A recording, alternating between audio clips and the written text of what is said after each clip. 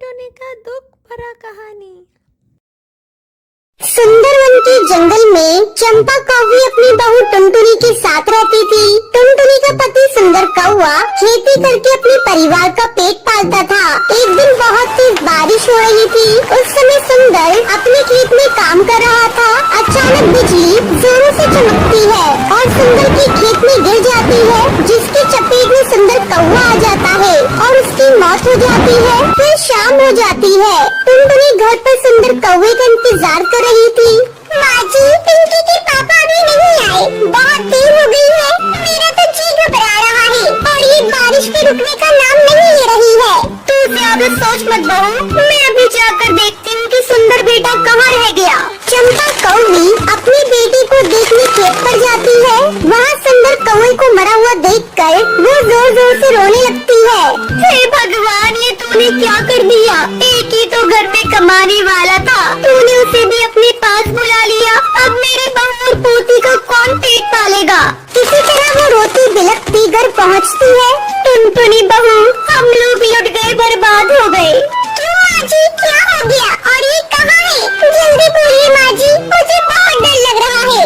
बहू, सुंदर पर बिजली गिर गई और उसकी मौत हो गई।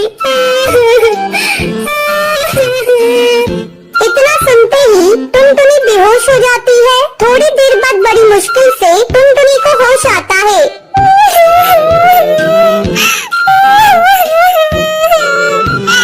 माँ जी, ये सब क्या हो गया?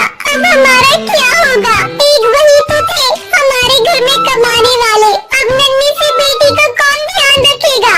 इस तरह कई दिन गुजर जाते हैं। टुनटुनी की हालत चंपा कौवी से देखी नहीं जा रही थी। वो टुनटुनी को समझाने लगती है। बेटा टुनटुनी, कितने दिनों तक सुंदर बेटा की याद में इस तरह रोती रहेगी? तूने कई दिनों से कुछ खाया भी नहीं है। जरा अपनी बेटिया को तो देख, तुझे दुखी देखकर ये भी दुखी है। ये तो खेलना कूदना भी भूल गई है और मैं भी बूढ़ी हो चुकी हूँ। अब तुम्हें ही अपनी बेटी के बारे में सोचना होगा। हाँ माँ जी, आप सही कह रही हैं। मैं कल ही जाकर कोई न कोई काम ढूंढने की कोशिश करूँगी।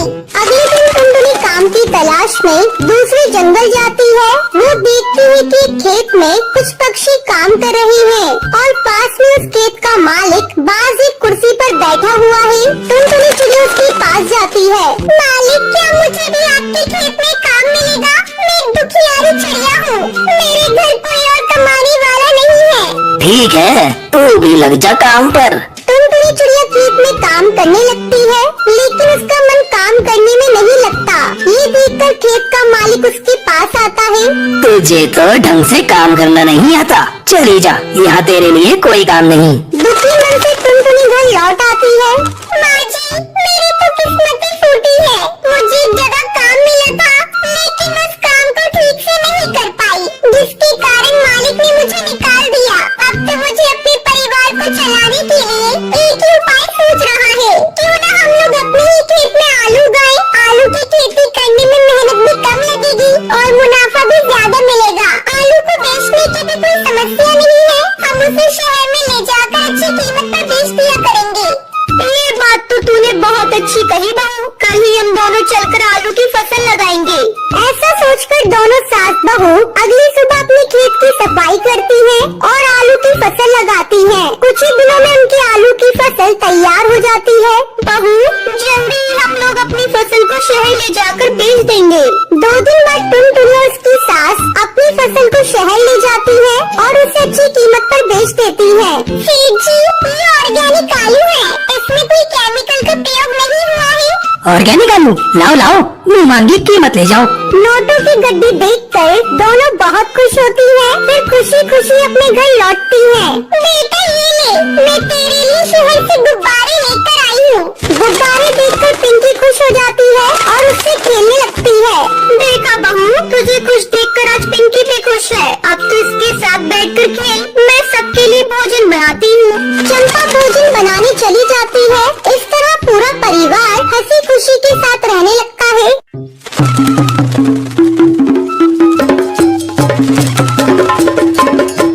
टुनटुनी और मोंटू कबूतर की कल ही नई शादी हुई थी। एक दिन मोंटू कबूतर की माँ अपने बेटे और टुनटुनी से कहती है, बेटा तो टुनटुनी को लेकर हनीमून पर चला जा। मैंने तुम दोनों की शिमला की टिकट बुक कर दी है। लेकिन माँ जी, आप अकेले यहाँ कैसे रहेंगी? बहू, तू चिंता मत कर, मैंने तेरी बुआ सास को यहाँ बुला लिया है। अगले दिन टुनटुनी और मोंटू कबूतर हनीमून मनाने के लिए शिमला के लिए निकल जाते हैं। अरे साहब आगे हवाई मोटर लेकर मत जाइए। भारी बर्फबारिश की वजह से आगे लैंडस्लाइड हुआ है, सारे रास्ते बंद है। मोंटू, चलो वापस चलते हैं और कहीं होटल में रुक जाते हैं। टुनटुनी और मोंटू वापस जाने लगते हैं, तभी एक तेज हवा का झोंका आता है और मोंटू का हवाई मोटर एक पेड़ से टकरा जाता है। इस हादसे में मोंटू की मौत हो जाती है और टुनटुनी घायल हो जाती है। जब टुनटुनी को होश आता है तब वो देखती है वो एक हॉस्पिटल में है। डॉक्टर साहब, मेरी बहू बोल क्यों नहीं रही है? माँ जी, इन्हें सदमा लगा है, जल्दी ही बोलने लगेंगे।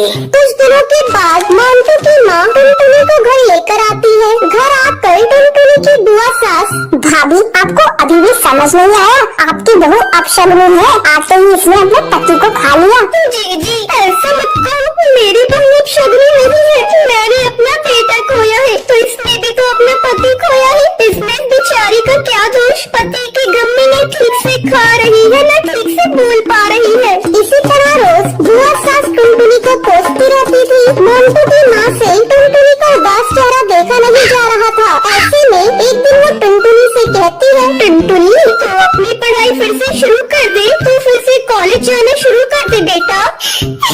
माँ जी, उससे पढ़ाई नहीं होगी, मुझे मोंटू की बहुत याद आती है। मैं उसके बिना कैसे जीऊंगी आप बताइए। मेरी बच्ची, होली को कौन टाल सकता है? मैं तुम्हारे साथ हूँ, मैं कल ही तुम्हारा एडमिशन कॉलेज में करा दूंगी। भाभी, तुम पागल हो गई हो क्या? वृद्धा बहू को कॉलेज भेज रही हो? अब तो इसे भगवान का भजन कीर्तन करना चाहिए, ना कि पढ़ाई।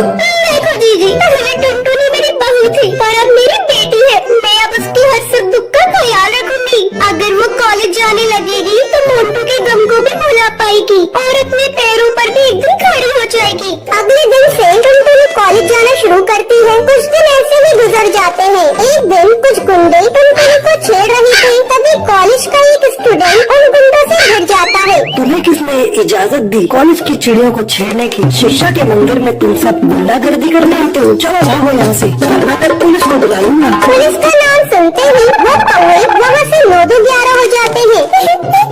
आपका बहुत बहुत शुक्रिया, आपने इन गुंडों से मुझे बचाया। इसमें शुक्रिया की क्या बात है? ये तो मेरा फर्ज था। आपकी जगह कोई और लड़की भी होती तो मैं यही करता। धीरे धीरे उन दोनों की नजदीकियाँ बढ़ने लगती है। टुनटुनी, तुम हीरो से प्यार करती है तो उससे शादी क्यों नहीं कर लेती? क्या बताऊँ बुलबुल, मैं विधवा हूँ, पता नहीं इसके घर वाले मुझे स्वीकार करेंगे या नहीं। ये बात जब टुनटुनी की सास को पता चलती है तो वो हीरो को बुलाती है। बेटा, मेरी जिंदगी का कोई ठिकाना नहीं, तुम बुरा न मानो तो मेरी बहू से शादी कर लो। माँ जी, इसमें बुरा मानने वाली बात कैसी? मैं टुनटुनी से शादी करने को तैयार हूँ और मैं अपने परिवार वालों को भी मना लूँगा। और कुछ ही दिनों बाद टुनटुनी और हीरो की धूमधाम से शादी हो जाती है। तो ये थी आज की कहानी